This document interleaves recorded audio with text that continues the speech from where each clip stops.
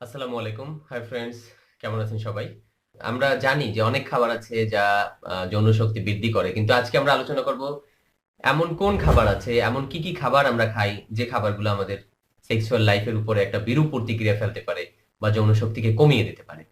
Friends, প্রথমেই আমি একটা কথা বলি। আমরা দুধ খাওয়ার জন্য বলি যে দুধ খাবো বা দুধ খাবেন যৌন শক্তি বৃদ্ধির জন্য। কিন্তু দুগ্ধজাত দুধ থেকে তৈরি কিছু খাবার যা যৌন শক্তিকে কমিয়ে দিতে পারে, যেমন পনির। পনিরটা অতিরিক্ত যদি কেউ খায়, তার এরকম সেক্সুয়াল যে উত্তেজনা, এই ভাবটা তার আস্তে আস্তে কমতে পারে। চর্বি জাতীয় খাবার, চর্বি জাতীয় খাবারগুলো আমরা অনেক সময় বলি যে হ্যাঁ, মাছ খাবেন, গোস্ত বা মাংস খাবেন, যাই খান, কিন্তু চর্বি জাতীয় খাবারগুলো একটা সময় কোলেস্ট্রল তৈরি করে ফেলে শরীরে। এই খাবারগুলো পরবর্তী লাইফে খুব ঝামেলা করে। আস্তে আস্তে যৌন শক্তিকে, যৌন উত্তেজনাকে, যৌন স্পৃহাকে কমিয়ে ফেলতে পারে। একটা মানুষ যখন ফ্যাট হয় তখন তার স্পৃহা আস্তে আস্তে কমতে পারে। ফ্রেন্ডস, অ্যালকোহল, অ্যালকোহলের মধ্যে শুধু যে অ্যালকোহলই আসবে তা না। অ্যালকোহল রিলেটেড যে যে বিষয়গুলো আছে, রাম, ভদকা, জিন, হুইস্কি, বিয়ার, এই টাইপের যেগুলো আছে সবগুলোই প্রথম অবস্থায় হয়তোবা দেখা যাবে যে কারো কারো ক্ষেত্রে ক্ষমতা বৃদ্ধি হবে, মনে হবে যে আমার যৌন ক্ষমতা বাড়ে, কিন্তু পরবর্তীতে যৌন লাইফটাকে একদম শেষ করে দেবে। আর এছাড়া এই রিলেটেড আরেকটা জিনিস বলতে হয়, তা হচ্ছে যারা গাঁজা, ইয়াবা, ফেন্সিডিল বা এই টাইপের যে আদার্স যে ইগুলো আছে আর কি, সেক্সুয়াল, সরি, মানে নেশা দ্রব্যগুলো আছে, নেশা দ্রব্যগুলো একটা সময় অনেকে মনে করে যে আমার সেক্সকে ডেভেলপ করবে, কিন্তু আসলে না। এটাও, এগুলো যৌন ক্ষমতার জন্য খুব ঝামেলা করে, উত্তেজনাকে হ্রাস করে, একটা সময় অক্ষম করে ফেলতে পারে। সিগারেটকে মাথায় রাখবেন, সিগারেট এবং তামাক, আমরা তামাক জাত দ্রব্য বলতে পারি। সিগারেট যে শুধু সিগারেটই বলবো তা না, তামাক জাত যত দ্রব্য আছে, তামাক দিয়ে, এগুলো শুধুমাত্র যে যৌন ক্ষমতাকে শেষ করে দেয় তা না, এটা মানুষের অন্যান্য সমস্যাও করে, অন্যান্য প্রবলেম গুলো তৈরি করে। এর ভিতরে সিগারেট, বিড়ি, তারপরে জর্দা, তারপরে গুল, কিমাম, দোক্তা, এ জাতীয় যে বিষয়গুলো আছে, তামাক জাত যত দ্রব্য আছে, সবগুলো সেক্সুয়াল লাইফকে শেষ করে ফেলতে পারে। ফ্রেন্ডসে অতিরিক্ত চা এবং কফি, ক্যাফেইন যে যার ভিতরে আছে, এটা অনেক সময় উত্তেজনাকে আস্তে আস্তে হ্রাস করে বা উত্তেজনাকে কমিয়ে দিতে পারে। তা আমরা আহ, মোটামুটি বুঝে ফেললাম যে এগুলো কি। এছাড়া আরো কিছু খাবার আছে আমাদের কাছে, যে খাবারগুলো খুব ভালো, আমাদের কাছে যে খাবারগুলো খুব প্রয়োজনীয়, এই খাবারগুলো যখন আর্টিফিশিয়ালি প্রসেসড করা হয়, বোতলজাত করা হয়, প্যাকেটজাত করা হয়, তখন এই খাবারগুলো আমাদের হেল্প করে না। আর্টিফিশিয়াল যে খাবারগুলো আছে, এই খাবারগুলো আমাদের এরকম হেল্প করে না। যেমন আর্টিফিশিয়াল জুস, আর্টিফিশিয়াল ড্রিঙ্কস, যে এনার্জি ড্রিঙ্কস গুলো আছে, সফট ড্রিঙ্কস বলেন, হার্ড ড্রিঙ্কস বলেন, যাই বলেন না কেন, এনার্জি ড্রিঙ্কস গুলো আমাদের সেক্সুয়াল লাইফের উপরে পজিটিভ তো নাই, উল্টা এটা আসলে আমাদের ক্ষতি করে ফেলে, সেক্সুয়াল লাইফকে আস্তে আস্তে দুর্বল করে ফেলে। আহ, আরো কিছু ড্রিঙ্কস আছে, জুস টাইপের কিছু ড্রিঙ্ক আছে বা ফুড ড্রিঙ্কস।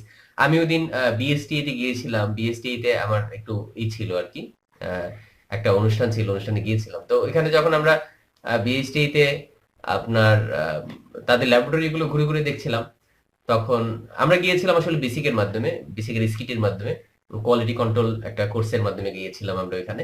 তো যখন দেখলাম আমরা ল্যাব, তখন আমি জিজ্ঞেস করলাম যে আসলে বাংলাদেশের ম্যাঙ্গো জুস কোনটা ভালো, যে আমি আনঅফিসিয়ালি জানতে চাই। তো উনি বললো বাংলাদেশে কোনো জুস নাই, জুস নাই, ফলের জুস নাই, সব ড্রিঙ্কস। মানে হচ্ছে রংচং আর কি। হ্যাঁ, যাই হোক, তবুও এগুলোর মান ওরা নিয়ন্ত্রণ করে অবশ্যই। বিএসটি যেগুলোর মান নিয়ন্ত্রণ করে তা অবশ্যই ভালো, যদি ম্যানুফ্যাকচার কোম্পানিগুলো ভালো করে। তো আমরা ড্রিঙ্কস খাচ্ছি, আমরা কিন্তু জুস খাচ্ছি না। ড্রিঙ্কস মানে হচ্ছে কি জিনিস, দেখতে ওইটার মতো, জুসের মতো দেখতে। হুম, জুসের মতো দেখতে, যার ভিতরে ফ্লেভার থাকে, রং থাকে, একটু চিনি মিষ্টি মিষ্টি থাকে, এটাই। আমের ড্রিঙ্কস এর মধ্যে খুব অল্প পরিমাণ আমের পাল্প হয়তো বা থাকে, এটাই, বা অন্যান্য।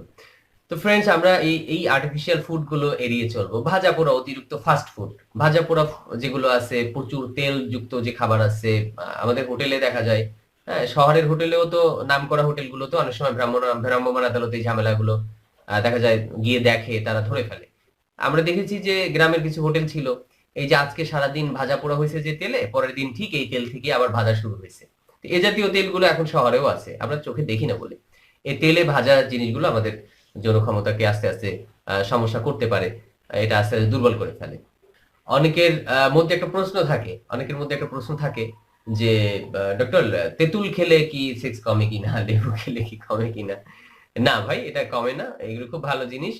হ্যাঁ, এটা কি উচ্চ রক্তচাপকে অনেক সময় কন্ট্রোল করে, কোলেস্ট্রলকে কমায়। এই জন্য অনেকে মনে করে যে না, এটা মনে হয় যৌন ক্ষমতাকেও কমায়। তা কমায় না। এর ভিতরে ভিটামিন সি আছে, অ্যাসকর্বিক অ্যাসিড, এটা রোগ প্রতিরোধ ক্ষমতার জন্য খুব ভালো। তবে অতিরিক্ত কোনো জিনিস ভালো না। হ্যাঁ, এটা মাথায় রাখবেন। আর একটা কথা আবার একটু বলি, যে আমরা যে নরমালি যে খাবার খাই, আনারস, আনারস আমরা যে আনারস খাই, একটা আনারস দিয়ে তুলনা দিলাম। আনারস আমরা তাজা খাচ্ছি, আমাদের উপকার হচ্ছে, কিন্তু আনারসটাকে আবার প্রসেস করে সংরক্ষণ করা হয়, দেখছেন? প্যাকেটজাত, প্যাকেটের মধ্যে, বোতলের মধ্যে সংরক্ষণ করা হয়।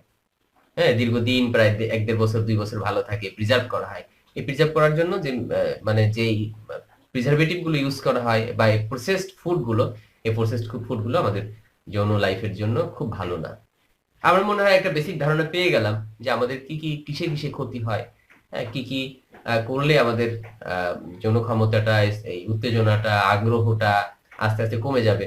আমরা সেগুলি বুঝেও ফেললাম। অনেক ধন্যবাদ ফ্রেন্ড, যারা আমাদের সাথে ছিলেন এতক্ষণ। যারা আমাদের চ্যানেলটি সাবস্ক্রাইব করেননি, সাবস্ক্রাইব করে ফেলুন আর শেয়ার করুন যদি আপনার ভালো লাগে আমাদের তথ্যগুলো। আমাদের সাথে থাকুন, আমাদের পাশে থাকুন। কোনো প্রশ্ন থাকলে কমেন্ট আকারে দিন, আমরা উত্তর দিয়ে দেব। অনেক ধন্যবাদ। আল্লাহ হাফেজ।